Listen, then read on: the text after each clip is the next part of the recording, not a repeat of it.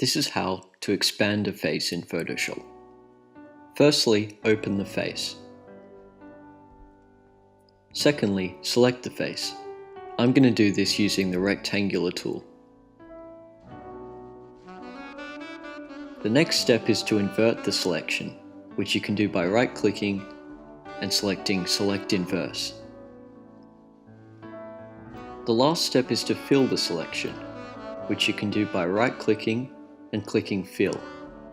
Make sure the mode is set to Content Aware. Nice.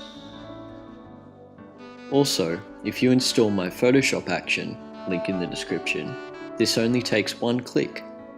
Simply select the face as normal, then go to Actions and select Expand Face. Press the play button and you'll have a lovely result. Thanks for watching.